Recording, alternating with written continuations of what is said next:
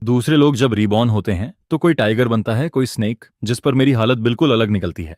क्योंकि मैं रीबॉर्न होकर एक लेक बन जाता हूँ, बल्कि सही बोले तो 2 मीटर से भी छोटा एक पडल बनता हूँ। मैं एक डेजर्ट के बिल्कुल बीच में पड़ा रहता हूँ और अपनी ही वाटर को धीरे धीरे इवेपोरेट होते देखता रहता हूँ, जिस पर मुझे फील होने लगता है कि ज्यादा देर नहीं लगेगी और मैं डिहाइड्रेशन से मर जाऊंगा। जैसे ही डिस्पेयर शुरू होता है तभी अचानक मेरे माइंड में एक सिस्टम पैनल पॉपअप होता है, जिस पर दिखता है कि मेरे पास 2 लेवल 1 स्किल्स हैं, स्पिरिट रेन और वाटर बाइंडिंग, और एक 100 एनर्जी पॉइंट्स बाकी हैं। आगे दिखता है कि अपग्रेड्स के जरिए मैं इवॉल्व होकर सेक्रेट स्प्रिंग लेक बन सकता हूँ, जो हर चीज को हील करता है। फिर एलिमेंटल लेक बन सकता हूँ, जो विंड, फायर, लाइटनिंग और थंडर कंट्रोल करता है। और फिर डिवाइन लेक बन सकता हूँ, जो सब पर मास्टरी करता है। लेकिन मैं आगे एक्सप्लोर करने ही वाला होता हूँ कि सिस्टम रेड अलर्ट फ्लैश करता है। होस्ट के पास इवेपोरेशन डेथ से पहले सिर्फ 12 घंटे बचे हैं। यह देखकर मैं तुरंत सिस्टम फंक्शन समझने में लग जाता हूँ। Spirit rain basically rainfall skill है। यह लेक के कवर्ड एरिया में रेन करवाता है और उस रेन वाटर में स्पिरिचुअल एनर्जी होती है, जिस पर यह स्पिरिट रेन बायोलॉजिकल ग्रोथ में बहुत हेल्प करता है। वाटर बाइंडिंग, जैसा नाम है, पानी को कंट्रोल करके एनिमीज को रिस्ट्रेन करता है। स्किल्स यूज करने पर एनर्जी कंज्यूम होती है और 100 पॉइंट से मैं सिर्फ 2 बार स्किल कास्ट कर सकता हूँ। ज्यादा एनर्जी कैसे मिलेगी ये आगे एक्सप्लोर करना पड़ेगा, लेकिन साफ है कि मेरे पास इतना टाइम नहीं है। लेक तब मरता है जब उसका वाटर सोर्स ड्राई हो जाता है, जिस पर अगर मैं खुद को सूखने से बचा लूं तो नहीं मरूंगा। मैं तुरंत स्पिरिट रेन एक्टिवेट करता हूं। एनर्जी 50 पॉइंट्स पर गिरती है, हल्की ब्रीज फील होती है, लेकिन स्काई में एक भी क्लाउड नहीं होता, जिस पर मैं डाउट करने लगता हूं कि सिस्टम रियल भी है या नहीं। तबीयत अचानक कुछ रेन ड्रॉप्स पडल की सरफेस पर गिरते हैं, फिर हल्की पिटर पिटर शुरू होती है और रेन हैवी होती जाती है, जिस पर मुझे रिफ्रेश फील होता है। रेन पूरे 1 घंटे तक चलती है और जब रुकती है तो पडल 3 गुना से ज्यादा फैल जाता है। अब ये करीब 7 से 8 स्क्वायर मीटर कवर करता है, जो मुश्किल से पॉन्ड कहलाता है। मैं जल्दी से सिस्टम पैनल चेक करता हूँ। रेड वार्निंग गायब हो चुका है, जिस पर इस नए वर्ल्ड में आने के बाद पहली बार मेरा मन थोड़ा शांत होता है। तभी दूर से वाइब्रेशन फील होती है और मेरी परसेप्शन में कई वाइल्ड ऑक्समैन मेरी तरफ दौड़ते दिखते हैं। यह जगह बहुत समय से ड्राउट में रही है, इसलिए सडन रेनफॉल के बाद वे पानी पीने आ रहे हैं। मैं नर्वस हो जाता हूँ क्योंकि वाइल्ड ऑक्सन हर्ड एनिमल्स होते हैं और अगर ये कुछ बाकी झुंड को बुला लें तो ये पानी ज्यादा देर नहीं टिकेगा। मैं सोचता हूँ वाटर बाइंडिंग इन्हें हैंडल कर पाएगा या नहीं, लेकिन मुझे एग्जाम्पल सेट करना होगा ताकि बाकी बीस्ट्स डर जाएं और मेरा जमा किया वाटर वेस्ट ना हो। पहला ऑक्समड पार करके मेरे पास आता है। उसका मुंह नॉर्मल ऑक्स से बहुत बड़ा होता है और वह पानी पीने झुकता है। तभी अचानक वाटर रोप निकलती है, उसके नेक के चारों तरफ कसकर लिपटती है और उसे पानी में घसीट लेती है। वह वायलेंट स्ट्रगल करता है, लेकिन बाइंडिंग और टाइट होती जाती है, जिस पर उसकी बॉडी और मड में धंसती जाती है। आखिर उसका पूरा हेड अंडर वाटर खिंच जाता है। स्ट्रगल धीरे धीरे कमजोर पड़ता है और पानी की सरफेस फिर शांत हो जाती है। जो बाकी ऑक्सन देर से पहुंचे थे वे दूर भाग जाते हैं और डर से इस दिशा में देखते रहते हैं। तभी सिस्टम की आवाज आती है। होस्ट ने लो लेवल बीस्ट को स्ले किया। 100% energy points gained. First kill achievement पर 100 बोनस एनर्जी पॉइंट्स मिलते हैं। वाटर बाइंडिंग में खर्च हुए 50 पॉइंट्स हटाने के बाद भी मेरे पास 200 एनर्जी पॉइंट्स हो जाते हैं, जिस पर मुझे समझ आता है कि क्रीचर्स को मारना एनर्जी पाने का तरीका है। दूर खड़े डरे हुए ऑक्सन को देखकर मैं सोच में पड़ जाता हूँ। इस एंडलेस डेजर्ट में सिर्फ यही वाटर सोर्स है और मुझे भरोसा है कि थर्स्ट और स्पिरिट वाटर के सामने वे टिक नहीं पाएंगे। यानी ये चलते फिरते एनर्जी पॉइंट्स हैं। जिस ऑक्स की बॉडी मैंने पानी में खींची थी वह धीरे धीरे मड में लिपटती है और अजीब तरीके से गायब हो जाती है। रात का डेजर्ट और भी डरावना लगता है। दूर से बीस्ट्स की गहरी दहाड़ें और मरते एनिमल्स की चीखें सुनाई देती हैं, जिस पर लगता है इस डेजर्ट में कई क्रीचर्स छिपे हैं। अगली सुबह सिस्टम पैनल बदल चुका होता है। एनर्जी 500 पॉइंट्स तक बढ़ चुकी है, क्योंकि रात में वे ऑक्सन फिर साथ में पानी पीने आए और मैंने सबको खत्म कर दिया। हर ऑक्स को मारने में 50 एनर्जी लगती है, लेकिन 100 मिलती है, यानी हर बार 50 पॉइंट्स का प्रॉफिट होता है। कई बार कंफर्म करने पर मुझे सिस्टम की हिडन एबिलिटी पता चलती है। जिन क्रीचर्स को मैं मारकर डिवावर करता हूँ उनकी मेमोरीज भी अब्सॉर्ब हो जाती हैं। ऑक्सन की मेमोरीज से मुझे इस वर्ल्ड के बारे में ज्यादा समझ मिलती है और साफ हो जाता है कि यह मेरा ओरिजिनल वर्ल्ड नहीं है, बल्कि किसी एंशिएंट प्रिमिटिव ईरा जैसा है। उनकी मेमोरीज में मैं देखता हूँ एक लायन जिसकी नेक के चारों तरफ फ्लेम्स घूमती हैं, विंग्ड हॉर्सेस और ह्यूमंस जो मैजिक यूज करते हैं, जिस पर मैं एक्साइटेड हो जाता हूँ। ऐसे मैजिकल वर्ल्ड में जरूर ह्यूमन फॉर्म वापस पाने का तरीका होगा, क्योंकि मैं हमेशा लेक बनकर नहीं रहना चाहता। मैं सोचता हूँ अगर उस फ्लेम लायन को खींचकर डिवावर कर लूं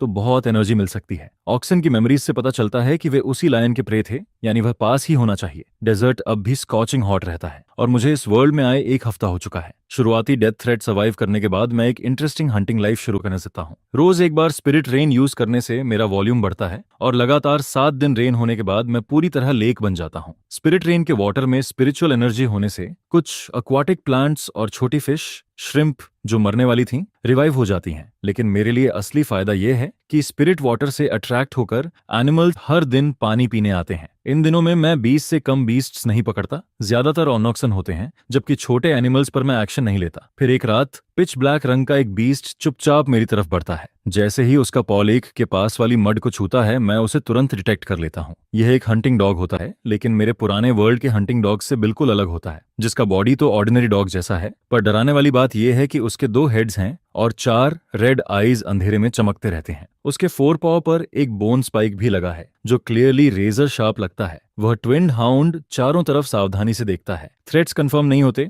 जिस पर वह धीरे धीरे पास आता है और हेड्स नीचे करके पानी पीने लगता है। नेचुरली मैं उसे जाने नहीं दे सकता, क्योंकि इस ट्विन हेडेड हाउंड को डिवॉर करने से मुझे काफी एनर्जी मिलने वाली है। मैं तुरंत वूश के साथ वाटर बाइंडिंग एक्टिवेट करता हूँ। ऑर्डिनरी बीस्ट्स के मुकाबले इस हाउंड की सेंसेस बहुत शार्प होती हैं, जिस पर वाटर रोप सरफेस से निकलते ही वह पीछे हट जाता है, लेकिन मैंने पहले से एंटिसिपेट किया होता है। एक वाटर बाइंडिंग से वो पकड़ा नहीं जाएगा, इसलिए मैं एक साथ 5 बार वाटर बाइंडिंग कास्ट करता हूँ। पहली रोप वह डॉज कर देता है, पर बाकी 4 उसकी चारों लिम्स को कसकर बांध देती हैं, जिस पर वह पैनिक में स्ट्रगल करता है। पूरे लेक की पुलिंग फोर्स उसे स्टेप बाय स्टेप पानी की तरफ घसीटती रहती है। जैसे ही वह लेक में गिरने वाला होता है, उसकी रेड आइज से 2 रेड बीम्स पानी में शूट होते हैं और स्प्लैश के साथ 2 गाइजर्स उठते हैं। ये अटैक करने के बाद ट्विन हेडेड हॉर्न अचानक ढीला पड़ जाता है, जिस पर मैं उसे आसानी से पानी में खींच लेता हूँ। उसका अटैक मेरे ऊपर कोई रियल इफेक्ट नहीं डालता, बस थोड़ा पानी उछलता है। तभी सिस्टम अनाउंस करता है, first magical beast kill complete, mortal tier level 1 magical beast slain, 1000 energy points awarded, और होस्ट के अंदर स्पेशल सब्सटेंस डिटेक्ट हुआ है, रिफाइन करो। मैं अभी 1000 एनर्जी मिलने की खुशी फील ही कर रहा होता हूँ, तभी सिस्टम स्पेशल सब्सटेंस की बात करता है। थोड़ा सोचकर मैं उसे रिफाइन करने का डिसाइड करता हूँ। रिफाइनमेंट कंप्लीट होता है। होस्ट ने 2 tier 1 hell hound essences refine कर लिए। इन्फॉर्मेशन अब्सॉर्ब होने के बाद 500 एनर्जी पॉइंट्स मिलते हैं। अब मुझे समझ आता है कि ट्विन हेडेड हाउंड को हेल हाउंड कहते हैं और वह mortal tier level 1 magical beast था, और मरने से पहले जो 2 रेड बीम्स निकले थे वे असल में उसकी आईज थीं। सिस्टम इन्फॉर्मेशन के मुताबिक इस वर्ल्ड के क्रीचर्स, चाहे मैजिकल बीस्ट्स हों या ह्यूमंस, स्ट्रेंथ के हिसाब से mortal tier, transcendent tier, epic tier और डिवाइन टियर में डिवाइड हैं, और हर टियर में 10 लेवल्स होते हैं जो सिस्टम लेवल रैंकिंग से मैच करता है। ऊपर के टियर्स हैं या नहीं ये अननोन है, लेकिन कंपेयर करने पर मुझे लगता है कि ऑक्सन की मेमोरीज वाला फ्लेम लायन शायद मॉर्टल टियर लेवल 3 है, जबकि मैं अभी मॉर्टल टियर लेवल 1 हूँ। फिर भी मेरी ट्रू फॉर्म लेक होने के कारण कई स्किल्स मुझ पर इफेक्टिव नहीं होते। मैं सिस्टम से पूछता हूँ लेवल अप कैसे करूं, जिस पर जवाब मिलता है कि 2000 एनर्जी कंज्यूम करके लेवल 2 पहुंच सकता हूं। सुरक्षा के लिए मैं पहले लेवल 2 पहुंचने का डिसाइड करता हूं, अपग्रेड कमांड देता हूं और ट्रिमर के साथ लेक पर मिस्ट छा जाती है। लगभग 15 मिनट बाद मिस्ट हटती है, जिस पर लेक रिवील होता है। एरिया 2 गुने से ज्यादा बढ़ चुका है और हरे एक्वाटिक प्लांट्स, फिश और श्रिम्प तैरते दिखते हैं। अपग्रेड सक्सेसफुल होता है और मुझे new skill level 1 water spear मिलती है। अपग्रेड के बाद 500 एनर्जी पॉइंट्स बचते हैं, लेकिन वॉल्यूम फिर बढ़ता है और नया अटैक स्किल भी मिल जाता है, जिस पर मेरे अंदर के प्लांट्स और एक्वाटिक लाइफ भी तेजी से ग्रो करते हैं। वाटर स्पीयर नाम के मुताबिक पानी के भाले बनाकर एनिमीज पर अटैक करता है। हर स्पीयर 100 एनर्जी पॉइंट्स कंज्यूम करता है और एक बार में 20 स्पीयर्स बन सकते हैं। लेक जितना बड़ा होगा उतने ज्यादा स्पीयर्स बनेंगे। ये देखकर मैं थोड़ा परेशान होता हूँ, क्योंकि अभी की एनर्जी से मैं सिर्फ 5 बार वाटर स्पीयर यूज कर सकता हूँ, लेकिन इस नए अटैक स्किल से मुझे फ्लेम लाइन को मारने का कॉन्फिडेंस मिलता है। सिस्टम मुझे अच्छा रिवॉर्ड देगा, ये मैं सोचता रहता हूँ। ऑक्सन की मेमोरीज के हिसाब से फ्लेम लाइन का मेन प्रे वही ऑक्सन थे, और मेरी किलिंग स्प्री के कारण पिछले दिनों कम ऑक्सन पानी पीने आए हैं। इसलिए मुझे प्लान बनाना पड़ता है कि ज्यादा ऑक्सन यहाँ आए ताकि फ्लेम लाइन भी ल्यूर होकर आए। अगली शाम मैं फिर स्पिरिट रेन यूज करता हूँ, क्योंकि इतनी स्प्रेडविड रेन ही ऑक्सन को अट्रैक्ट करेगी। रात होते ही कई ऑक्समैन सावधानी से लेक के पास आते हैं और बार बार किनारा चेक करते हैं। कुछ अनयूजुअल नहीं मिलता, जिस पर वे बड़े घूंट भरकर पानी पीने लगते हैं। मेरे करंट वॉल्यूम के साथ मुझे पानी बचाने की जरूरत नहीं होती, लेकिन फ्लेम लायन को ल्यूर करने के लिए मैं शांत रहता हूँ। तीसरे दिन ज्यादा एनिमल्स लेक के आसपास इकट्ठा हो जाते हैं। कुछ वाटर बर्ड्स भी खेलते हुए स्प्लैश करते हैं और मैं पेशेंटली वेट करता रहता हूँ, जिससे कंप्लीट सेफ्टी का इल्यूजन बनता रहता है। जब आसपास के सारे एनिमल्स यहाँ आने लगते हैं, तब फ्लेम लायन को भी यहीं हंट करना पड़ेगा। स्पिरिट इन्फ्यूज्ड वाटर पीकर एनिमल्स और हेल्थी लगते हैं, जैसे जूसी मीट के टुकड़े फ्लेम लायन के फीस्ट के लिए तैयार हों। 2 और दिन बीत जाते हैं, लेकिन फ्लेम लायन नहीं आता, जिस पर मैं किनारे पर नहाते ऑक्समैन को देखकर मुश्किल से खुद को अटैक करने से रोकता हूँ।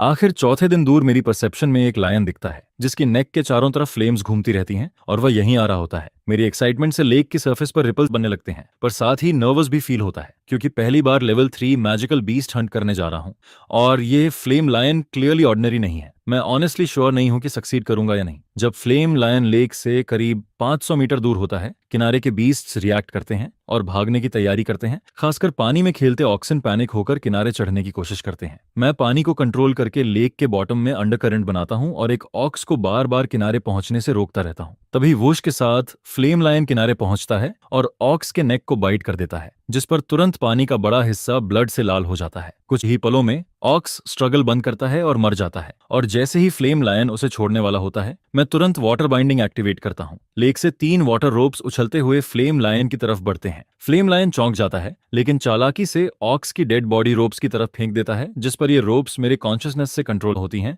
और बहुत फ्लेक्सिबल रहती हैं। वे इंस्टेंटली ऑक्स को डॉज करती हैं और फ्लेम लायन के चारों तरफ लिपटती रहती हैं। फ्लेम लायन अपना बड़ा सा मुंह खोलता है और एक फायरबॉल शूट करता है, जो एक रोप से टकराकर उसे पूरी तरह इवेपोरेट कर देता है, लेकिन बाकी 2 रोप्स उसके नेक और एक फोरपॉ के चारों तरफ कसकर बंध जाती हैं, जिस पर टग ऑफ वॉर शुरू होता है। फ्लेम लायन सच में एक्स्ट्रॉर्डिनरी निकलता है। अपनी रॉ स्ट्रेंथ से पूरे लेक की पुलिंग फोर्स को रेजिस्ट करता रहता है। उसकी नेक के चारों तरफ जलती हुई फायर रिंग फैलती रहती है, जो बाइंडिंग रोप्स को वेपराइज करने की कोशिश करती है। मैं 3 वुश के साथ फिर से 3 वाटर स्पीयर्स पानी से शूट करता हूं। एक सीधा फ्लेम लायन के फोरहेड की तरफ जाता है और बाकी 2 पीछे पीछे आते हैं। फ्लेम लायन जोर से रोर करता है और अपने मुंह से फायर का क्लाउड छोड़ता है, जो धीरे धीरे आगे जमा होता रहता है। पहला स्पीयर उसमें घुसते ही इवेपोरेट हो जाता है, दूसरा स्पीयर भी जाता है। फायर क्लाउड हिलता है पर खत्म नहीं होता, जिस पर मेरा टेंशन बढ़ता है। मैं तीसरे स्पीयर को कंट्रोल करता हूं। क्रिटिकल मोमेंट पर उसकी डायरेक्शन बदल देता हूं, जो ऊपर से बाईपास करते हुए सीधे नीचे की तरफ शूट होता है। फ्लेम लायन दर्द से चिल्लाता है।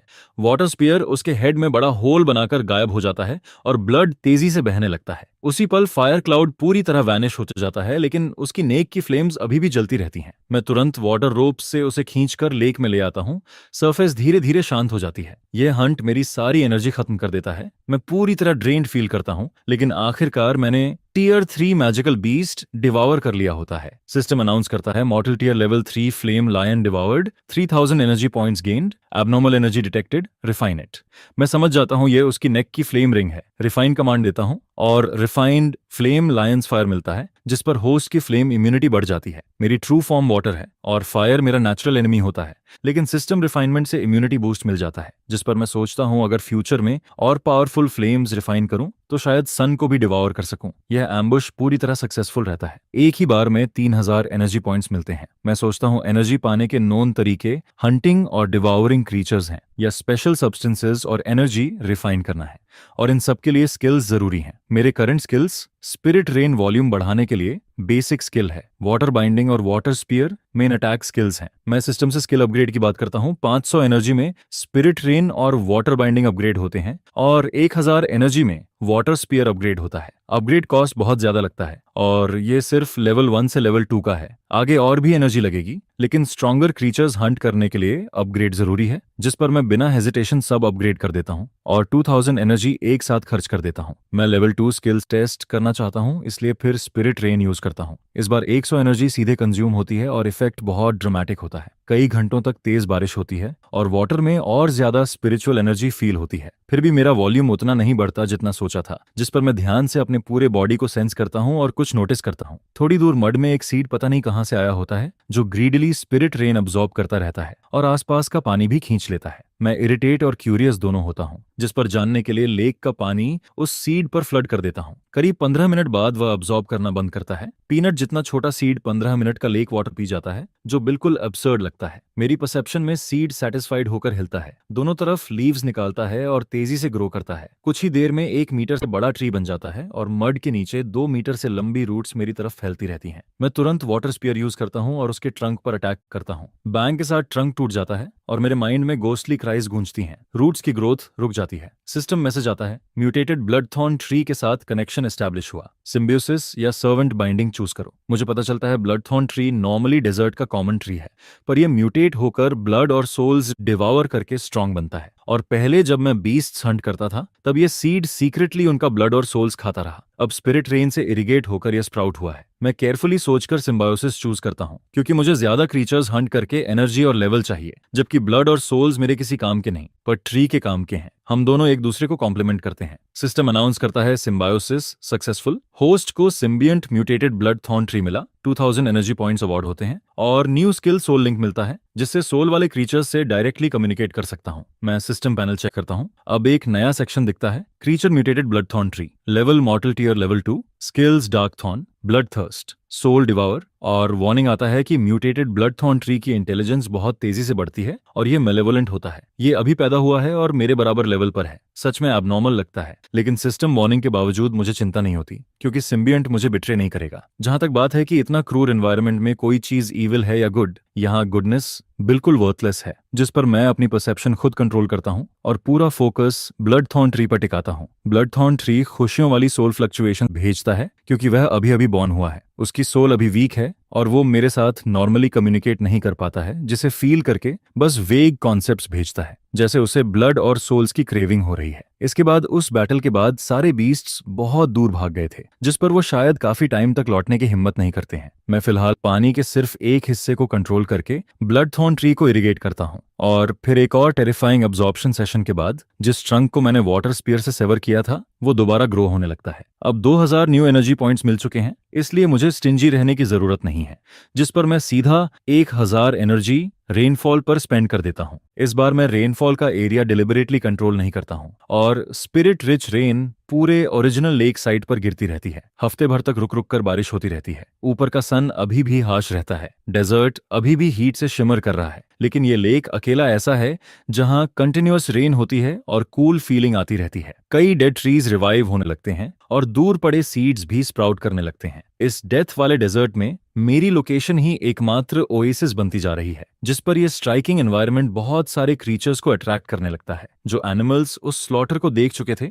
वो दूर ही हेजिटेट करते रहते हैं और टेम्पटेशन को रेजिस्ट करते हैं, लेकिन जो एनिमल्स दूर से आते हैं वो खुशी खुशी मेरी तरफ अप्रोच करते हैं। मेरी नजर में अब ऑर्डिनरी बीस्ट्स का हंटिंग कोई खास मीनिंग नहीं रखता है, सिर्फ मैजिकल बीस्ट्स ही बेटर रिटर्न्स दे सकते हैं। इसलिए मैं स्ट्रिक्टली ब्लडथॉर्न ट्री को एक्ट करने से फॉरबिड कर देता हूँ। मैं चाहता हूँ यह जगह लाइफ का ओएसिस बने और भी पावरफुल बीइंग्स को अट्रैक्ट करे। एक दिन जब मैं आराम से अपने वाटर्स में रिपल करता हुआ इस वर्ल्ड की यूनिकनेस ऑब्जर्व कर रहा होता हूँ, तभी अचानक दूर से स्ट्रॉन्ग एनर्जी फ्लक्चुएशन सेंस होती है जो एक्सट्रीम स्पीड से मेरी तरफ मूव कर रही होती है। थोड़ी ही देर में वो लेक के पास अपीयर हो जाती है। जो एनिमल्स लेक पर ड्रिंक और प्ले कर रहे थे वो तुरंत रिएक्ट नहीं करते, लेकिन जैसे ही एक जोरदार बूम होता है वो पैनिक में स्कैटर हो जाते हैं। मगर अलार्म की जगह मुझे जॉय फील होता है। अगर मैं बोल पाता तो शायद चिल्ला पड़ता, फाइनली ह्यूमंस। हालांकि ये ह्यूमन अच्छी कंडीशन में नहीं दिखता है। ग्रे रोब्स पहने, हाइब्रिड नोज, ब्लू आईज, लगभग 30 से 40 साल का आदमी हाथ में विजर्ड्स स्टाफ पकड़े खड़ा होता है। पास से देखने पर पता चलता है कि उसका एक्सपोज्ड फोरआर्म सिर्फ बेयर बोन रह गया है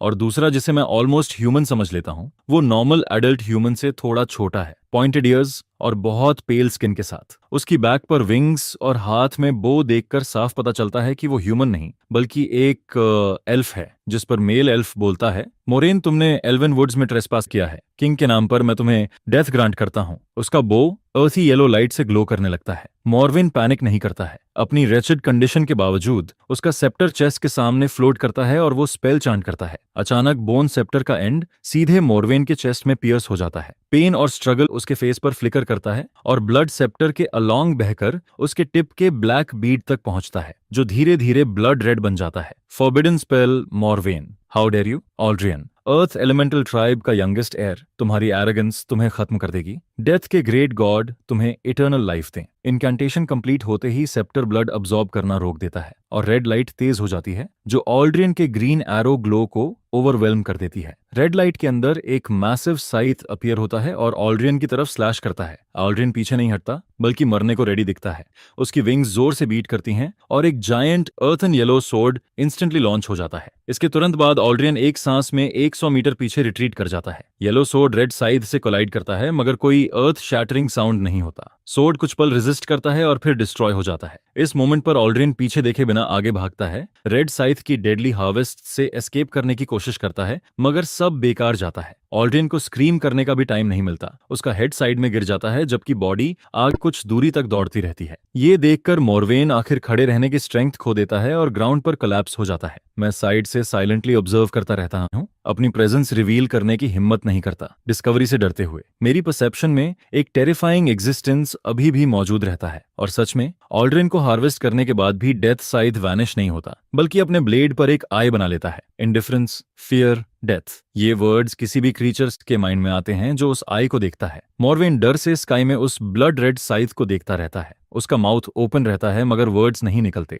एक स्विश के साथ साइथ वैनिश होता है और मोरवेन का हेड उसके बॉडी से अलग हो जाता है। ऑल्ड्रियन की कॉर्प्स से एक येलो लाइट निकलती है, वॉइड को ब्रेक करके वैनिश हो जाती है। सीन इतनी तेजी से चेंज हुआ कि मैं स्टन्ड रह गया था। कुछ देर बाद मैं वाटर कास्ट करता हूँ, 2 बार बाइंड करके मोरवेन और ऑल्ड्रियन की कॉर्प्सेस को उनके बो और स्टाफ समेत पानी में खींच लेता हूँ। तब एक वॉइस आती है। कौन सोच सकता था कि ये टाइनी लेक कुछ छुपा रहा है? मैं चौंक जाता हूँ। मुझे कोई लाइफ फोर्स सेंस नहीं होती। ये मोड़ने की वॉइस होती है। वो मरा नहीं है। सच में मोरवेन की मैंगल्ड कॉर्प्स से एक श्रंकन बेयरली ह्यूमन वर्जन बाहर निकलता है। होली रैट, मैं ग्रेट लॉर्ड ऑफ एंडिंग्स का सर्वेंट हूँ। तुम मेरी कॉर्प्स को कविट करने की हिम्मत करते हो? बदखल एक कनिंग नेक्रोमांसर, सोल्स मैनिपुलेट करने में सबसे स्किल्ड, जिसने फॉरबिडन स्पेल के बाद भी अपनी सोल प्रिजर्व कर ली। लेकिन उसकी फ्रैंटिक सर्चिंग देखकर लगता है वो मेरी प्रेजेंस डिटेक्ट नहीं कर पाता है। अब ब्लडथर्न ट्री की एबिलिटीज टेस्ट करने का टाइम है। मैं डरता नहीं हूँ।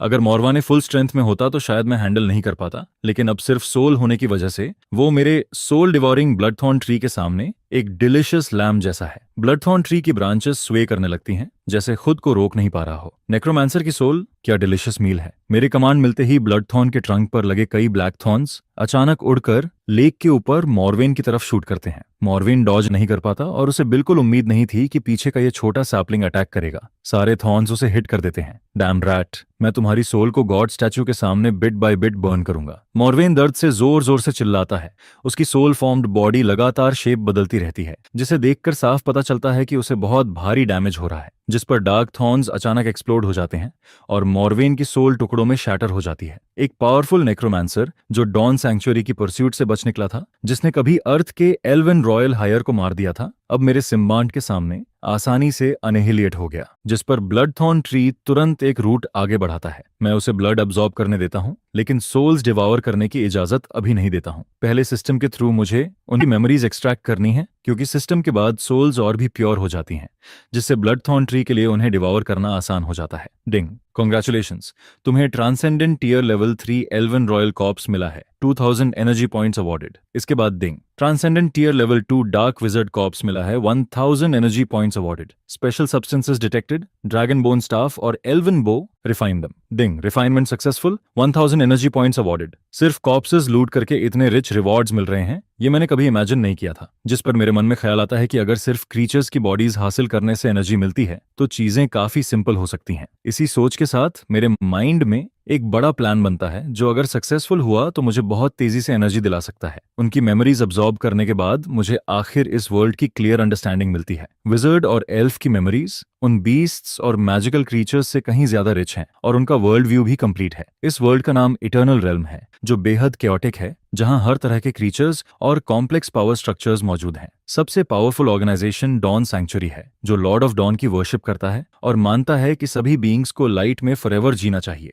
मोरेन का shadow temple Lord of endings की वर्शिप करता है और मानता है कि डेथ ही इटर्नल लाइफ देती है। ऑल्ड्रियन के एल्व्स भी एक पावरफुल रेस हैं, जो लंबे समय से एल्वन वुड्स में रहते हैं, रेयरली बाहर निकलते हैं और किसी को अंदर आने नहीं देते। जो भी ट्रेसपास करता है उसका एंडलेस परस्यूट होता है। मोरवेन को डॉन सैंक्चुरी के मेजर्स हंट कर रहे थे और कहीं छिपने की जगह ना मिलने पर वो एल्वन वुड्स में छिप गया, लेकिन ऑल्ड्रियन ने उसे डिस्कवर कर लिया और उसका पीछा किया। मोरवेन का लास्ट स्पेल एक सैक्रिफिशियल फॉरबिडन स्पेल था, जिसे कास्ट करते ही पावर बहुत ज्यादा हो जाती है, मगर कास्टर को अपनी लाइफ सैक्रिफाइस करनी पड़ती है। लाइट मेजर्स और डार्क विजर्ड्स ऐसे मैजिक का इस्तेमाल बहुत कम करते हैं। मेरे लिए ये वर्ल्ड अभी भी अननोन से भरा है और मैं सच में अभी बहुत वीक हूं। अगर मोरवेन को फॉरबिडन स्पेल यूज करने पर मजबूर न किया जाता, यानी म्यूचुअल डिस्ट्रक्शन ना होता, तो मेरी करंट स्ट्रेंथ से मैं उनमें से किसी एक को भी हैंडल नहीं कर पाता। मैं अंदर ही अंदर साई करता हूं, क्योंकि ये सिर्फ एक नेक्रोमांसर और एल्वन रॉयल थे, तो डॉन सैंक्चुरी के बिशप्स और एल्वन किंग कितने स्ट्रांग होंगे और lord of dawn, lord of endings कितने टेरिफाइंग होंगे।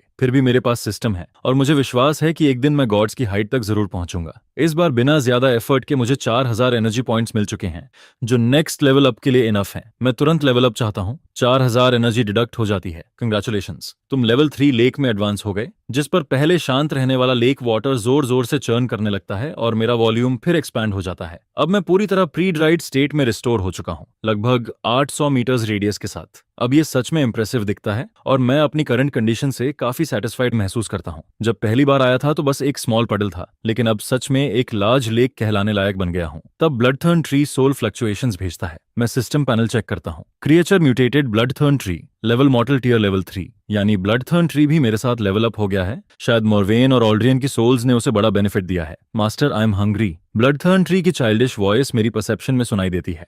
अब वो सीधे मुझसे कम्युनिकेट कर सकता है और यही मैं चाहता था। रोज अकेले रहना, किसी से बात ना करना, अगर ऐसा चलता रहता तो गॉड बनने से पहले ही मैं पागल हो जाता। जिस पर टाइम पास करने के लिए मैं ब्लडथॉर्न ट्री से खेलता हूँ और उसे बोलना प्रैक्टिस करवाता हूँ, जैसे कोई फादर अपने छोटे बेटे को बोलना सिखाता है। यहाँ आने के बाद कई महीनों में कुछ बॉटम टियर बीस्ट्स और कुछ मैजिकल क्रीचर्स के अलावा मैंने कोई ऑर्गेनाइज्ड रेस नहीं देखी, ना ही कोई ह्यूमन ट्राइब दिखा। ये मुझे फ्रस्ट्रेट करता है, क्योंकि इंटेलिजेंट रेसेस से कनेक्शन के बिना सिर्फ खुद पर डिपेंड करके पता नहीं अगला अपग्रेड कब आएगा। लेक एक्सपैंड होने के साथ मेरी विजन भी बढ़ती है, फिर भी इस डेजर्ट का एंड कहीं दिखाई नहीं देता, जिससे मैं थोड़ा डेस्परेट महसूस करता हूँ। एक सुबह मैं कैजुअली ब्लडथॉर्न ट्री के साथ खेल रहा होता हूँ, जिसकी इंटेलिजेंस अब 11 या 12 साल के ह्यूमन चाइल्ड जितनी हो चुकी है। मैंने उसे एक नाम भी दिया है, अपने सरनेम चू के आधार पर उसका नाम थॉर्न रखा है। अचानक मेरी परसेप्शन में हूफ बीट्स की आवाज सुनाई देती है, जैसे हजारों ट्रूप्स यहाँ चार्ज कर रहे हों, जिस पर मैं सोचता हूँ शायद ह्यूमन आर्मी आ रही है और ये गुड न्यूज लगती है। लेकिन जैसे ही टारगेट्स मेरी विजन में आते हैं,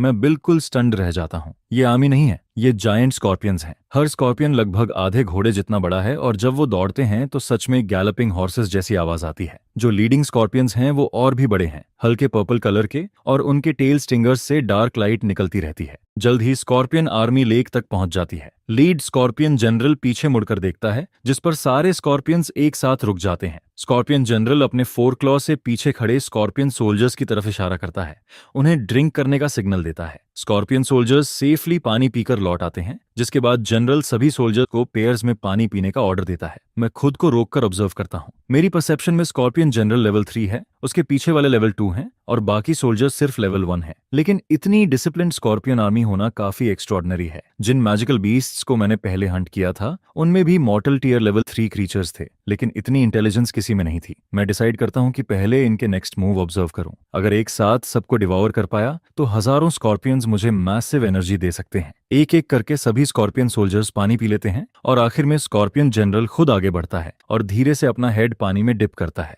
जब मैं अभी भी सोच ही रहा होता हूं कि अटैक करूं या नहीं, तभी अचानक एक चेंज होता है। दूर से एक थंडरस साउंड आता है, जो स्कॉर्पियन आर्मी से भी ज्यादा लाउड है। ध्यान से फील करता हूं तो पता चलता है ये एक लिजर्ड आर्मी है, जिसका लीडर भी लेवल 3 ऑरा रेडिएट कर रहा है, जिस पर लिजर्ड आर्मी स्कॉर्पियंस को चारों तरफ से सराउंड कर लेती है और उन्हें लेक के पास ट्रैप कर देती है। मैं मन ही मन सोचता हूँ, क्या अब ये एक फुल रेशियल बैटल होने वाला है? अगर ऐसा हुआ तो मैं आराम से दोनों की फाइट का बेनिफिट ले सकता हूँ। लिजर्ड आर्मी के घेरने के बाद स्कॉर्पियन आर्मी थोड़ी देर के लिए पैनिक हो जाती है। स्कॉर्पियन जनरल के पास पानी पीने का टाइम नहीं रहता। वो तुरंत अपना क्लॉ वेव करता है और आर्मी को बैटल स्टेशंस का कमांड देता है। लिजर्ड आर्मी आगे प्रेस करती है, स्कॉर्पियन आर्मी बार बार पीछे रिट्रीट करती है और कई स्कॉर्पियंस आधे पानी में आ चुके होते हैं। दोनों साइड्स के बीच टेंशन काफी हाई हो जाता है, लेकिन मैं कीनली नोटिस करता हूं कि ना स्कॉर्पियन जनरल और ना लिजर्ड जनरल एक दूसरे पर डायरेक्ट अटैक करने का इरादा दिखाते हैं।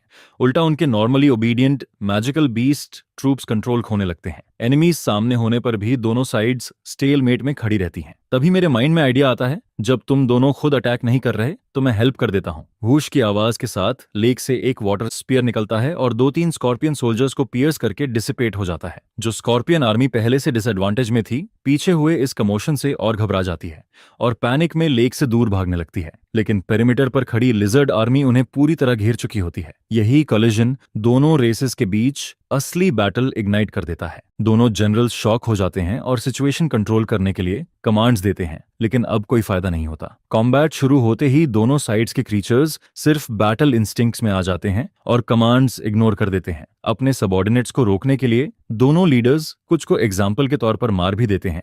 फिर भी स्कॉर्पियन और लिजर्ड आर्मीज और ज्यादा फ्रेंजी में लड़ती रहती हैं। ये देखकर मुझे सरप्राइज होता है। लगता है इन दोनों रेसेस के बीच डीप ग्रज है। फिर मैं उन जनरल्स को देखता हूं जो अभी भी आपस में फाइट नहीं कर रहे, जिससे सिचुएशन और इंटरेस्टिंग लगती है। इतनी हेट्रेड के बाद भी उनके लीडर्स रिस्ट्रेंड लगते हैं, जैसे फाइट करने से डर रहे हो। मेरे माइंड में बस एक रीजन आता है, शायद कोई और ज्यादा पावरफुल एग्जिस्टेंस है जिसने इनके बीच वॉर फॉरबिड कर रखा है। मैं सोचता हूँ आखिर ऐसा कौन हो सकता है जो इतनी मैसिव रेसेस को इंटिमिडेट करे। मुझे अर्जेंसी फील होने लगती है क्योंकि लेक की एनॉमली कभी ना कभी डिस्कवर होगी, मगर अभी नहीं, क्योंकि मैं अभी स्ट्रांग नहीं हूँ। मेरा लेक फॉर्म मारना आसान नहीं है, लेकिन मुझे पता है इस वर्ल्ड में बहुत पावरफुल स्पेल्स मौजूद हैं। बैटल अब अनअवॉइडेबल हो चुकी है। दोनों जनरल्स एक दूसरे से फाइट नहीं करते, बल्कि साथ साथ लेक की तरफ वॉक करते हैं। उन्होंने वाटर स्पीयर को लेक से निकलते देखा था, जिसने स्कॉर्पियन सोल्जर्स को स्टार्टल्ड किया और बैटल ट्रिगर हुआ। दोनों बीस्ट लेक के एज को केयरफुली ऑब्जर्व करते हैं, मगर कुछ नहीं मिलता। लिजर्ड जनरल गुस्से में अपना मैसिव जॉ खोलता है और ग्रीन वेनम स्प्यू करता है। वेनम सरफेस पर तेजी से फैल जाता है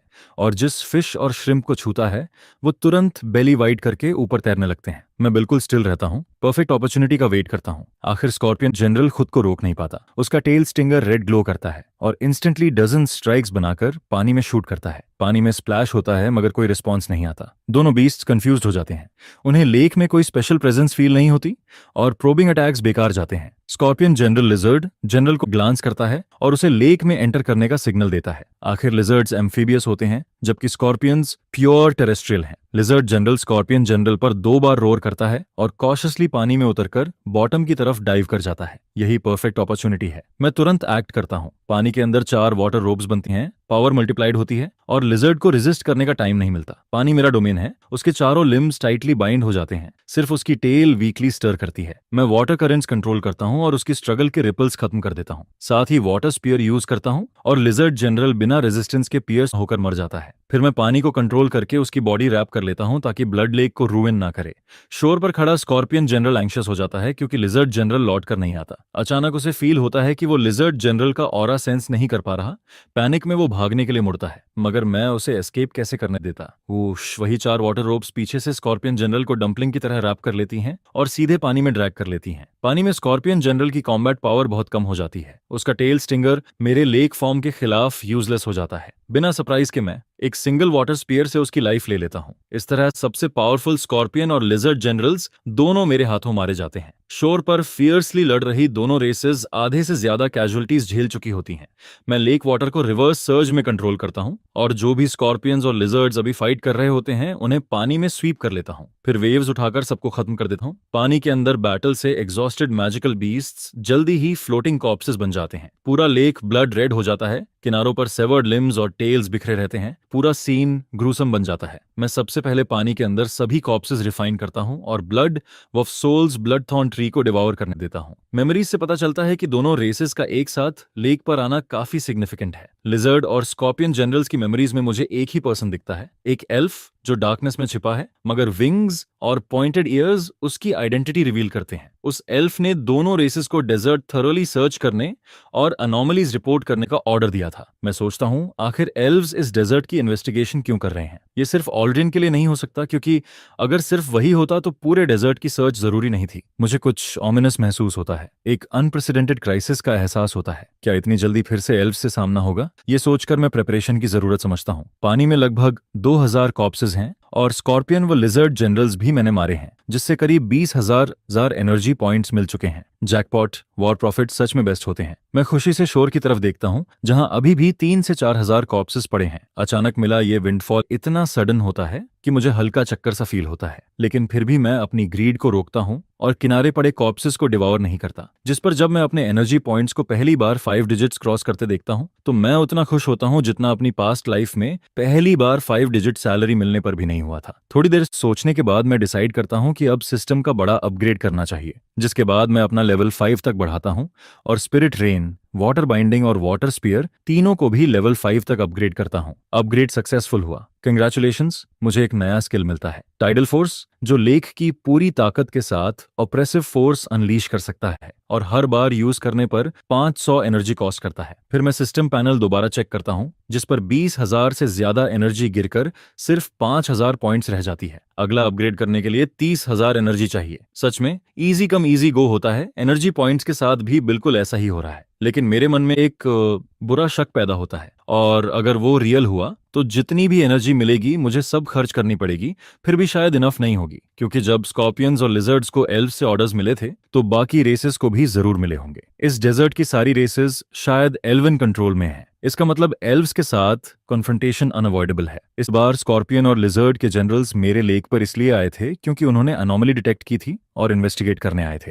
बदकिस्मती से उनका सामना मुझसे हो गया, लेकिन अच्छी बात यह रहती है कि उन्हें डील करने से पहले वो रिपोर्ट नहीं कर पाए, जिससे मुझे प्रिपरेशन के लिए थोड़ा रिएक्शन टाइम मिल जाता है और मैं पूरी तरह पैसिव नहीं रहता, बल्कि सिचुएशन से निकलने का तरीका सोचता रहता हूँ। तभी ब्लडथर्न ट्री मुझे एक्साइटेड होकर एडवांसमेंट की खबर देता है, जिस पर मैं देखता हूँ और हैरान रह जाता हूँ। जो ट्रंक पहले सिर्फ 3 या 4 मीटर था, अब 10 मीटर से भी ज्यादा ऊंचा खड़ा है। अब वो सच में एक बड़ा ट्री बन चुका है। नीचे मड के अंदर उसकी रूट्स बहुत डेंस तरीके से फैल चुके हैं और पूरा ट्री अब मेरे लेक के अंदर ही ग्रो कर रहा है। अच्छी बात यह है कि अब थॉर्न को पहले जितना मैसिव पानी नहीं चाहिए, वरना शायद मैं इसे सस्टेन ही नहीं कर पाता। फिर मैं सिस्टम से थॉर्न का स्टेटस चेक करता हूँ, जिस पर वो भी मॉर्टल टियर लेवल 5 पर पहुंच चुका होता है। स्किल्स तो चेंज नहीं हुए, लेकिन मुझे याद आता है कि उसने पहले मोर वेन की सोल के साथ क्या किया था, तो अपग्रेडेड ब्लड थॉर्न ट्री अब और भी टेरिफाइंग लग रहा है। तब मैंने थान मुझे पुकारता है, मास्टर मैं हैंग्री हूँ, क्या किनारे का फूड खा सकता हूँ? उसका फूड ऑब्वियसली शोर पर पड़े वही कॉर्प्स हैं, लेकिन अभी उन्हें कंज्यूम करने का टाइम नहीं है, क्योंकि मैंने उन्हें एक पर्पस के लिए बचा कर रखा है। क्योंकि अगर कोई स्कॉर्पियंस और लिजर्ड्स को कंट्रोल कर रहा है तो इन दोनों ग्रुप्स के अचानक गायब होने पर कोई ना कोई इन्वेस्टिगेट जरूर करेगा और आखिर में मुझ तक पहुंच जाएगा। इसीलिए बेहतर है इन कॉर्प्सेस को म्यूचुअल स्लॉटर जैसा सीन बनाने के लिए छोड़ दूं, जिस पर इन्वेस्टिगेटर ये सीन देखकर और दोनों जनरल्स को मिसिंग पाकर यही सोचेगा कि वो सर्वाइविंग बीस्ट्स के साथ कहीं और भाग गए। अगर मैं सही से हाइड रहूं तो उनके पीछे की पावर लेक पर ज्यादा फोकस नहीं करेगी। साथ ही ये कॉर्प्सेस कार्निवोर्स के लिए फ्री फूड भी हैं, जो मैजिकल बीस्ट्स को अट्रैक्ट करेंगे और मुझे ज्यादा एनर्जी दिलाएंगे। एक गहरा क्राइसिस सेंस हमेशा मुझ पर बना रहता है। जब हंट करने के लिए मैजिकल बीस्ट्स नहीं होते, तब मैं फ्यूचर डेवलपमेंट प्लान करता हूँ और साथ ही अपने 3 ऑफेंसिव स्किल्स की प्रैक्टिस करता रहता हूँ। इसके बाद मैं थॉर्न के साथ कोऑर्डिनेटेड कॉम्बैट भी प्रैक्टिस करता हूँ। मुझे पता चलता है कि स्पिरिट रेन के बाद जब मैं बाकी 3 स्किल्स यूज करता हूँ तो उनकी पावर बढ़ जाती है। मेरा नया स्किल टाइडल फोर्स और थॉर्न का डार्क थॉर्न साथ में यूज करने पर बहुत अच्छी सिनर्जी दिखाते हैं। फुर्सत में मैं लेक के प्लांट्स और एनिमल्स को ऑब्जर्व करता हूँ। स्पिरिट इन्फ्यूज्ड वाटर से नर्चर होकर लेक के क्रीचर्स बहुत तेजी से ग्रो कर रहे हैं। तैरती हुई फिश और श्रिम्प को देखकर मैं सोचता हूँ, क्या फ्यूचर में श्रिम्प सोल्जर्स और क्रैब जनरल्स कल्टीवेट करूं? तभी मेरी परसेप्शन में एक अजीब छोटा क्रीचर शोर पर दिखाई देता है। उसका शेप गेको जैसा है, लेकिन उसकी बैक पर ब्लैक विंग्स हैं, जो मेरी पास्ट लाइफ की फॉरेन ड्रैगन मूवीज की याद दिलाती हैं। बस बहुत छोटा वर्जन लगता है। इस दुनिया में आने के बाद मैंने जितने क्रीचर्स देखे हैं वो सब पास्ट लाइफ से काफी बड़े रहे हैं। यहाँ तक कि स्कॉर्पियंस आधे घोड़े जितने बड़े हो गए थे, लेकिन ये गेको बिल्कुल पास्ट लाइफ के गेको जैसा ही है। अभी ये गेको एक स्कॉर्पियन के हेड में घुसने की कोशिश करता है। स्कॉर्पियन का पूरा बॉडी हार्ड एक्सोस्केलेटन से कवर्ड है, इसलिए अंदर जाना आसान नहीं है। लेकिन ये गेको बिना एफर्ट के अपना क्लॉ एक बार स्क्रैच करता है और छोटा होल बना देता है, जिसके बाद वो अंदर घुस जाता है। कुछ देर बाद वो सेटिस्फाइड होकर बाहर निकलता है, फिर अलर्ट होकर आसपास देखता है और खुशी से दूसरे लार्ज कॉर्प्स की तरफ बढ़ता है। उसकी छोटी आंखें इंटेलिजेंस से चमक रही होती हैं। ये सीन मेरी क्यूरियोसिटी बहुत बढ़ा देता है। मैं क्वाइटली वाटर बाइंडिंग कास्ट करता हूँ। एक पानी की रोप जमीन के साथ साथ गेको की तरफ बढ़ती है, जिस पर जैसे ही गेको लिजर्ड के हेड से बाहर निकलता है, मेरी वाटर रोप पहले से तैयार रहती है और उसके छोटे बॉडी को कसकर बाइंड कर देती है। गेको पैनिक में मचलता है और अपने शार्प क्लॉज से रोप को काटने की कोशिश करता है, लेकिन इस बार उसने गलत अंदाजा लगाया। पानी का कोई फिक्स्ड फॉर्म नहीं होता, उसके छोटे क्लॉज कितने भी शार्प हों, वाटर को कैसे काटेंगे? मैं मजे से इस स्ट्रेंज गेको के साथ खेलना चाहता हूँ, तभी वो अचानक गायब हो जाता है। मैं शॉक हो जाता हूँ। पूरी सेंसिंग करने पर पता चलता है कि वो स्कॉर्पियन कॉर्प्स के अंदर छिप गया है, लेकिन वो फ्री कैसे हुआ और कॉर्प्स के अंदर कैसे गया ये समझ नहीं आता। हवा में वाटर रोप अभी भी बाइंडिंग शेप में रहती है, जिससे साफ है कि उसने फोर्स से खुद को छुड़ाया नहीं। मुझे इंटरेस्ट आता है और मैं सोचता हूँ, देखता हूँ तुम कितनी बार एस्केप कर पाते हो। मैं हार नहीं मानता और 4-5 वाटर रोप्स फिर बनाता हूँ, जो एक साथ गेको को रैप कर लेती हैं। स्कॉर्पियन कॉर्प्स के अंदर छिपना भी बेकार साबित होता है और पकड़ा हुआ गेको फिर गायब हो जाता है। वो पास में फिर प्रकट होता है और मैं तुरंत सेंस कर लेता हूँ जहां दूसरी वाटर रोप पहले से इंतजार करती है। लगातार 4 बार ऐसा होने के बाद आखिर मैं समझ जाता हूँ कि ये लिटिल गेको कैसे एस्केप करता है। जब भी वाटर रोप उसे बाइंड करती है, उसकी छोटी विंग्स फ्लटर करती हैं और उसका बॉडी एक झटके में दूसरी जगह शिफ्ट हो जाता है। ये शायद कोई स्पेशल इनेट एबिलिटी है, लेकिन उसकी करंट एबिलिटी से वो दूर टेलीपोर्ट नहीं कर पाता, हमेशा पास में ही अपीयर होता है और डायरेक्शन भी कंट्रोल नहीं कर पाता। मैं उसे ब्लड थॉर्न ट्री के ट्रंक से टकराते देखता हूँ और पहले से प्लान बनाने लगता हूँ। ये मैजिकल गेको अपने दोनों क्लॉज से सिर रगड़ता है, सामने ट्री को देखता है और फिर तेजी से उस पर चढ़ने लगता है। टॉप तक पहुंचने से पहले ही ट्रंक पर उगे काले थॉर्न्स अचानक उसकी तरफ शूट करने लगते हैं, जिस पर वो गेको अपनी चारों क्लॉज से स्वाइप करता है और नॉर्मली इनविंसिबल डार्क थॉर्न को तोड़ दिया। यह देखकर ब्लड थॉर्न ट्री गुस्से से कांपता है और हर डायरेक्शन से कई और थॉर्न्स गेको की तरफ लॉन्च करता है, जिसके जवाब में रिएक्ट करने से पहले ही मैं 2 थॉर्न्स पर स्ट्राइक कर देता हूँ। इसके बाद टाइडल फोर्स इस्तेमाल करते ही लेक में मैसिव वेव्स उठने लगती हैं। पूरा लेक जैसे उलटने वाला होता है और एक भारी प्रेशर गेको की तरफ क्रश करने लगता है। वह हर तरफ से एक इनविजिबल फोर्स फील करता है, जिस पर अपने क्लॉज हिलाना तो दूर, इस बार उसके विंग्स भी फ्लटर नहीं कर पाते। तभी डार्क थॉर्न्स उसके पास पहुंचते हैं, लेकिन उसकी स्किन को बस हल्का सा टच करके रुक जाते हैं, जिस पर गेको अपनी 4 पॉ हिलाने की कोशिश करता है और एक प्लीडिंग जेस्चर करता है। उसकी इंटेलिजेंस इतनी हाई और स्पेशल एबिलिटीज इतनी पावरफुल देखकर मैं उसे सबड्यू करने का फैसला करता हूँ। तभी सिस्टम की आवाज आती है, डिंग, कांग्रेचुलेशंस, आपने ड्रैगन ब्लड लाइन और स्पेशल एबिलिटीज वाले ड्रैगनकिन लिजर्ड को सबड्यू किया। High potential, bind a servant, bind. यह सुनकर मुझे सोचने की जरूरत ही नहीं पड़ती, इतना मैजिकल बीस्ट मसल की तरह रखना तो नेचुरल है। बाइंडिंग सक्सेसफुल हो गया और 2000 एनर्जी पॉइंट्स मिल गए। Creature, dragonkin lizard, level mortal tier level 4, skills special shift, regeneration, dragon claw. इसके बाद वार्निंग आती है कि ड्रैगन्स नेचुरली वायलेंट होते हैं, इसलिए ड्रैगनकिन लिजर्ड के फुल अवेकनिंग पर बिट्रेयल से सावधान रहो। यह पढ़कर मुझे यकीन हो जाता है कि मेरा चॉइस सही है, क्योंकि इतनी पावरफुल पोटेंशियल वाली क्रीचर को बाइंड करने से फ्यूचर में बड़ा रिटर्न मिलने वाला है। और बिट्रेयल की बात रहे तो जब तक मैं अपनी स्ट्रेंथ से इसे सप्रेस करता रहता हूँ, इसके पास मुझे बेट्रे करने की कोई रीजन नहीं है। बाइंडिंग कंप्लीट होने के बाद मैं टाइडल फोर्स का प्रेशर हटा देता हूँ और बहुत रिलक्टेंट ब्लड थॉर्न ट्री को उसके ईगर थॉर्न्स वापस खींचने देता हूँ, जिस पर ड्रैगनकिन लिजर्ड खुश होकर अपनी टेल वैग करता है, लेक में कूदकर कुछ लैप्स लगाता है और फिर